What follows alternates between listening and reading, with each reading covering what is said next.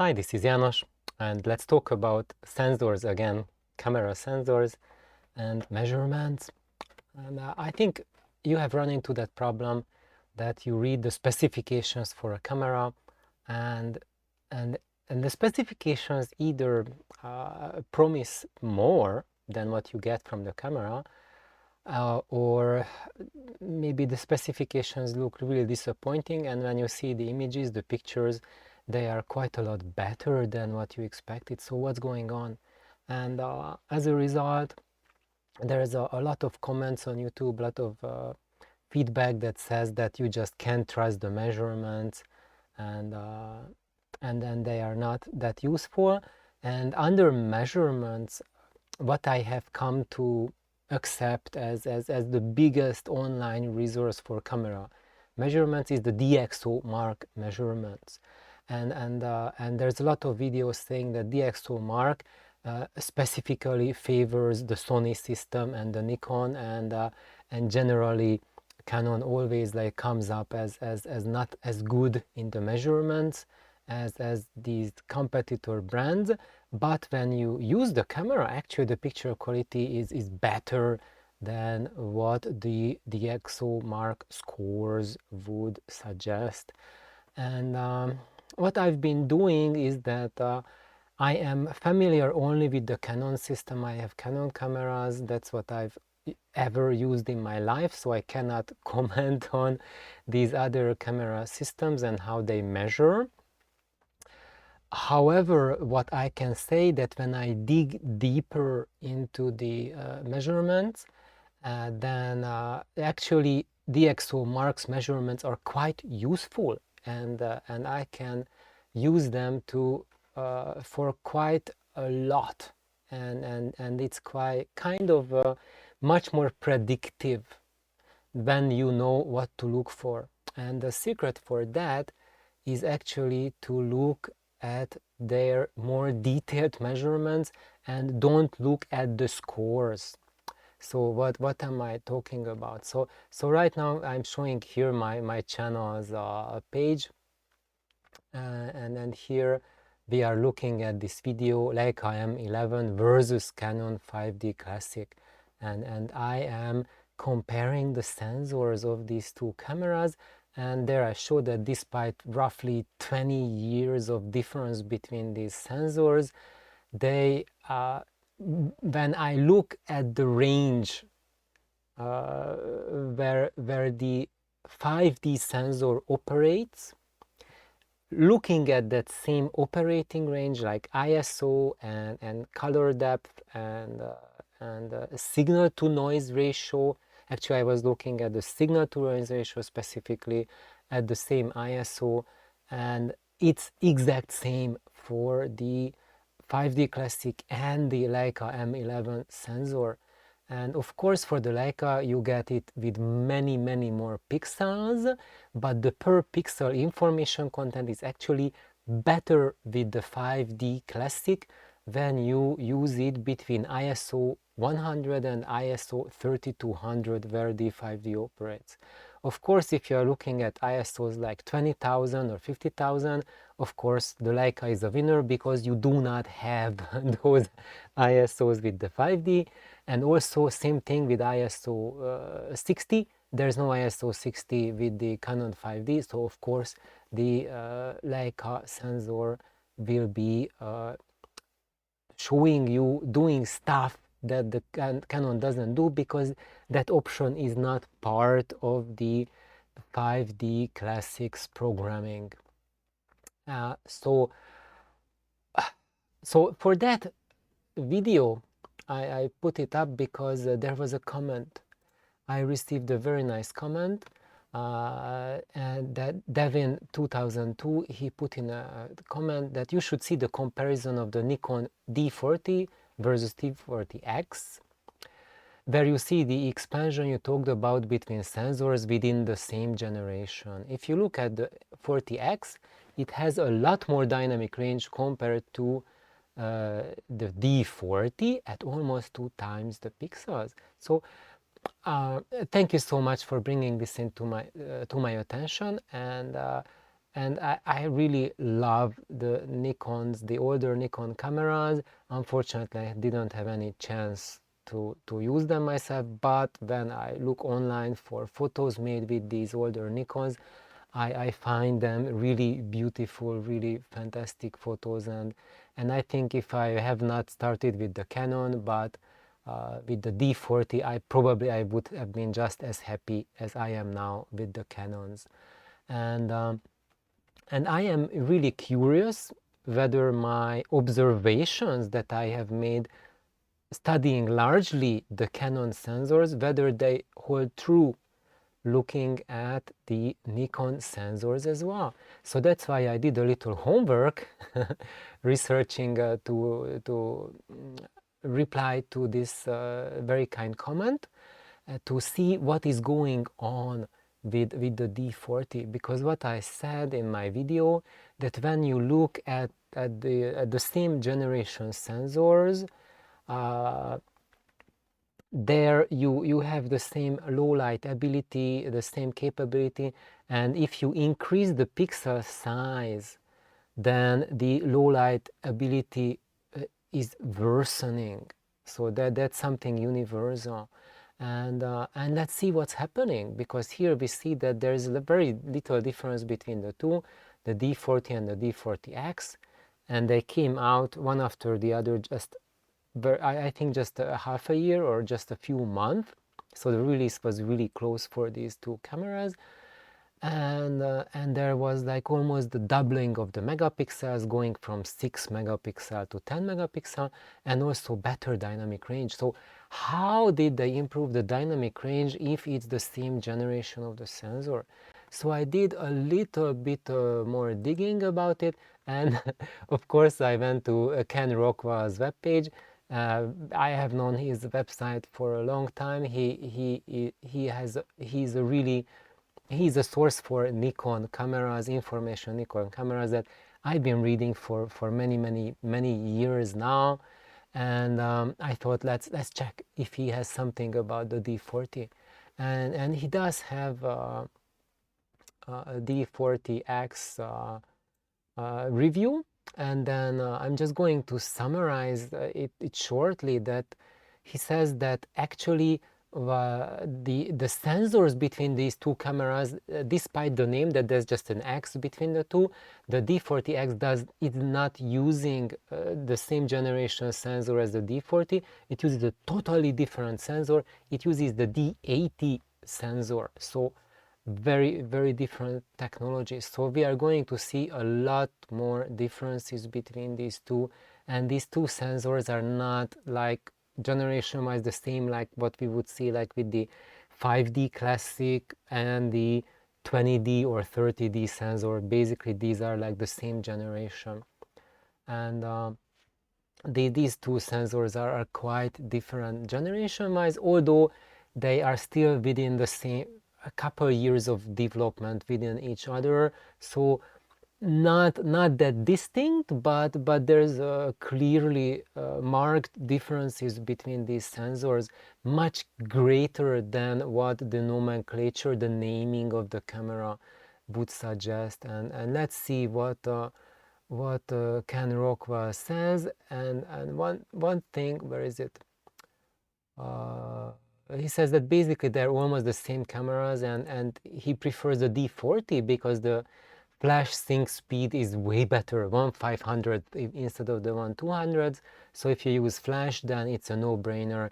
You should go for the older and cheaper camera, the D40. But of the image quality, he says that actually, he says the perceived image quality of the D40 is better than the higher megapixel version of the D40X, and he says that the images are, I think, cleaner and better defined, and it has the sensor, he notices, is higher sensitivity and a faster sensor than the D40X's sensor. So even though the D40X is a newer camera, and has higher resolution sensor, but according to Ken Roqua, the D40 has the better sensor despite the lower megapixels. What else? And there's something really interesting. I would say this is where he says that the D40X's images are more blurry compared to the ones that he takes with the older D40X. That's something very interesting. Now let's have a look at the DxOmark measurements. I have the D60 here as well. I just will not look at this for the purposes of this video, but when you look at, this is the newer one, the D40X here on the left, and then D40 in the middle, and the overall score for the newer one is 63 versus 56 of the older one. So DxO ranked the newer, the D40X, as a quite better sensor than the D40. Now let's have a little bit more info on why it did that, what's happening. Color depth 22.4 bits for the X versus 21 bits for the D40. So it's 1.4 bits. The number 1.4 doesn't seem too much, but actually it's quite a bit. And it means that the D40X, the higher megapixel sensor, actually can technically resolve a lot better color, but can it? It is just, it hints us that it can, but these are really tricky numbers, and we will show I will show in a little while what's the trick here and why these numbers are not comparable at all.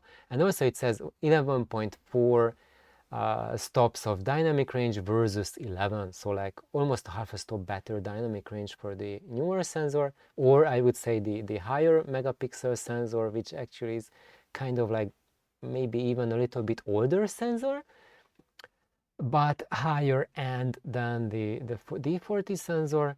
And now this is what I'm saying, that even though the D80 sensor was designed as a more higher end sensor with the higher color depth, higher dynamic range, plus higher megapixels, but it comes with the compromise that the higher megapixels result in worse low light sensitivity. And there we go.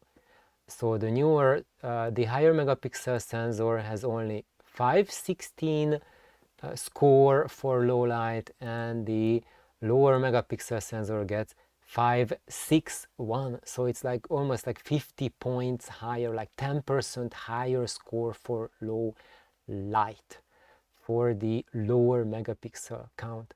And now let's go into the details, because this is, I think, where almost everyone who looks at measurements, this is what people look at, and they don't look at anymore. But it gets interesting when we look at the measurements. So here, when you click on the measurements tab, and then we start looking through these, scrolling through these tabs, that's when it gets more interesting, and that's where we get more real life information, that when you actually use the camera, that's these curves are the ones that reflect actual use. These ones, the specifications and the scores, they are just some hypothetical snapshots of looking at the lowest ISO settings of the cameras, and which don't mean much. So actually, when we go at the measurements, it comes up with the basic ISO sensitivity when you click here, and it doesn't tell you anything. So this, I'm just, let's click the Nikon off. So now we see orange is the D40X and the red is the D40. And it doesn't tell you much. So this tells you that when the camera says ISO 100, it's not ISO 100. Actually, the camera calls it that, but it's something else. So let's scroll over there. It's ISO 94, but it's pretty close, pretty damn close. And that's what you see with early digital cameras. The ISO 100 setting on the early camera is very close to ISO 100. When you look at today's modern digital cameras, when it's ISO 100, usually it's much lower. It can be anything between ISO 50 and ISO 65. So as we get more and more newer cameras, the marketing pressure is to advertise them as having better low light sensitivity, and what they do is that what in effect would be an ISO 2000 setting, they sell it to you as ISO 3200, while no, it's not ISO 3200, it's a 2000 ISO, but they write on it 3200, and you think, wow, this camera can do 3200 ISO, I'm so happy, it's so good at 3200.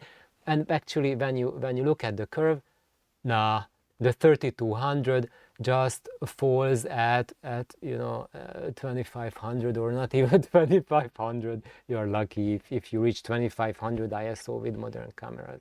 So that's kind of like the ISO curve became the casualty of the camera low light wars, and there are some companies who are more faithful of that, but usually I would say, like, today the trend is the newer cameras are like around 60 to 70% of the real ISO. That's what the base ISO is, and as we go higher and higher of the ISO, it starts falling off. And you see here the 100 ISO curve is at 92, very close, almost 100, and we reached 3200. Look at that, 2500. It's dropping off, it's not there.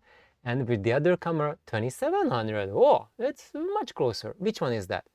The D40, the lower megapixel sensor, is keeping the ISO at low light at 3200 much better compared to the high megapixel version, which falls off quite a bit more. And that's because the smaller pixels can sense less photons per pixel, so their sensitivity is per physics. The physics is limiting the low light ISO sensitivity of the camera.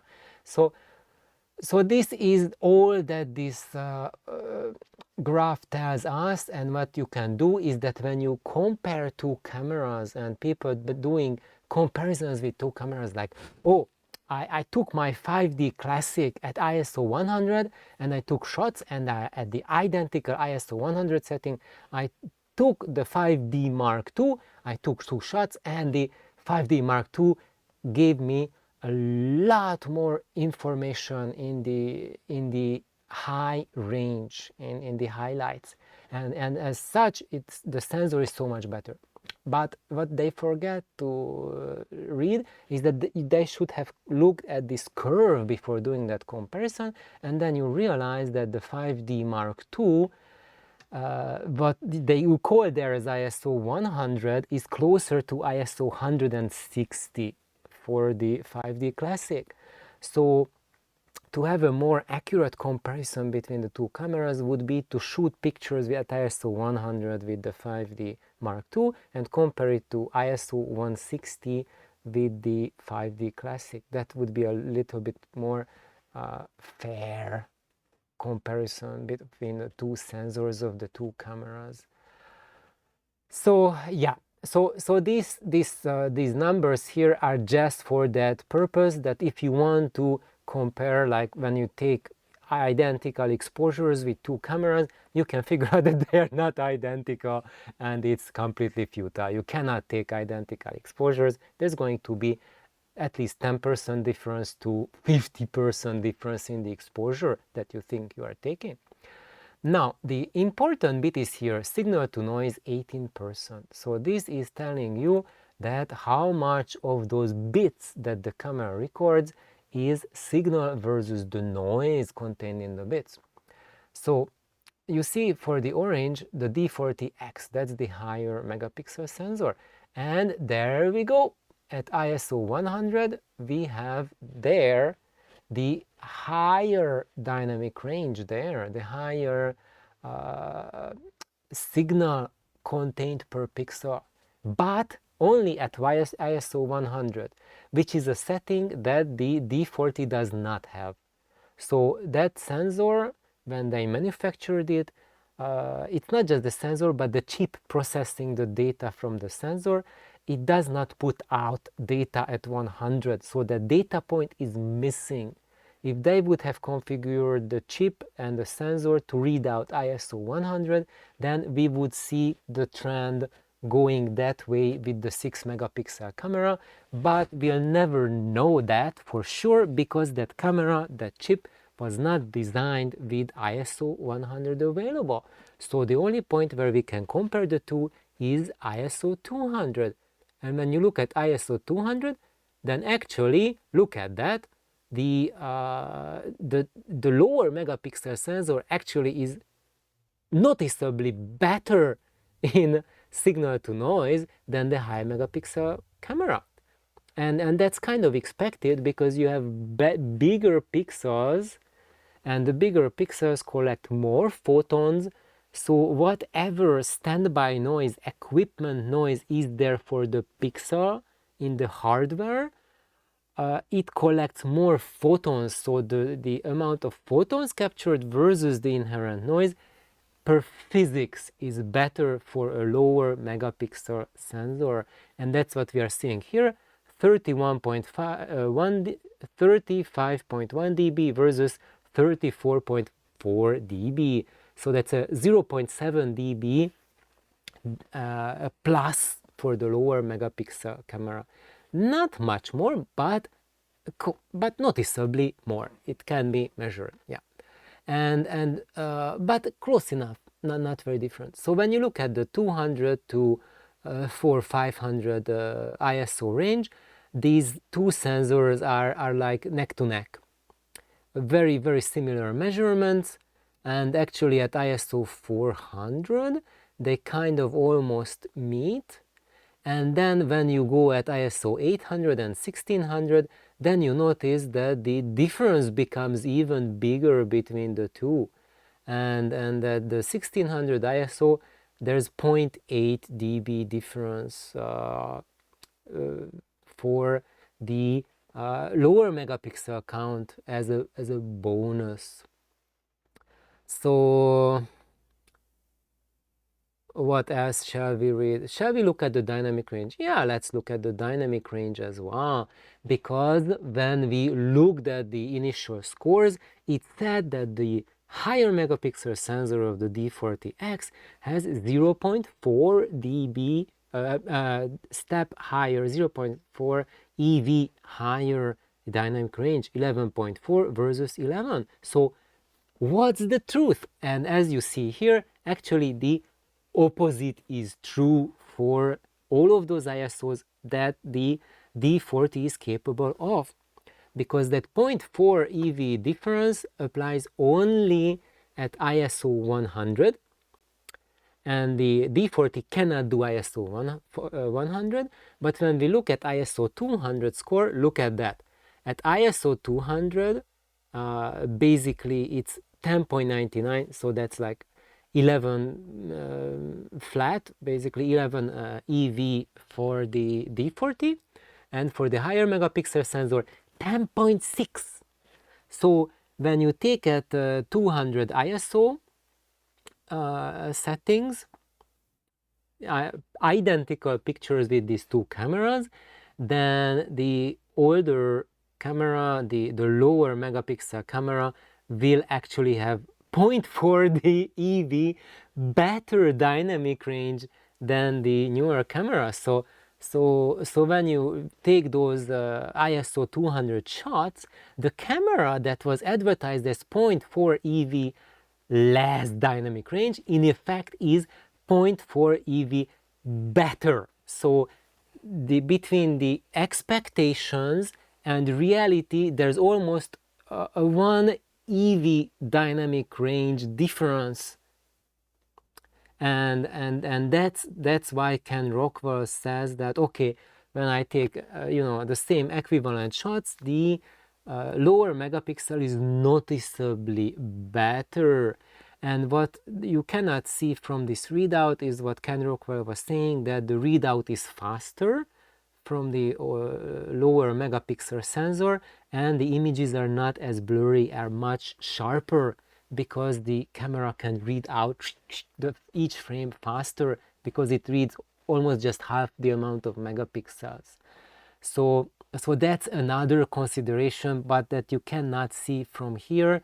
You just can only infer it, because it's like similar generation camera, similar generation sensor means the readout speed will be similar. So if there's double pixels, it means that to read out the same frame, it will take twice as long. So you will see like blurring from the top stack to the bottom stack. Or yeah, so there we go. And this significant increase in or advantage in the dynamic range continues when we drop with lower light situations, and actually it kind of ends when we are at the 3200 ISO range. There's very little 6.9 versus 6.6. There's still a tiny bit advantage, but not much. So I think this is why I made this video, to show you like when you read just like these numbers, like the camera scores, or when people say that okay, this is like a higher megapixel, and that this is what they advertise with 11.4 EV as dynamic range versus 11 EV dynamic range. And when you actually look at the measurement, the dynamic range, let's hide the D60, then actually the opposite is true, that for ISO 200 and more, then the other sensor is 0.4 EV better. However, if you are in a broad daylight, so you are using the ISO 100 setting, then you will be able to use that 0.4 EV dynamic range advantage. In that case, yes, the higher megapixel sensor will give you a better dynamic range, but set that camera to anywhere other than that ISO 100 range, and the lower megapixel sensor will blast it. And yeah, you would say it's only 0.4 EV dynamic range, but it also comes with a better signal to noise ratio and etc. And as these things, like each is just a small advantage, small changes in itself, but they add up, and overall how the picture, how the photo looks like, all of these tiny things, as they add up to a lot. So thank you for watching, and thank you, Devin, for making this wonderful comment and prompting me to this escapade to Nikon land and to familiarize myself more with Nikon. And it was a really wonderful experience. So thank you, and everyone, please take out your cameras, go and take some shots, and I will do the same. And I stop the video now. Kintaro, let me grab Kintaro. He's here and he wants to go outside. Come, Kintaro. He's here. There's the big boy. So he wants to go outside, and then we go outside, and the orange tree is blossoming, so I'm going to take some photos. It's night, so I think not tonight, but tomorrow morning. Okay. Thank you, team. Thank you, Devin, for your awesome comment. Bye bye.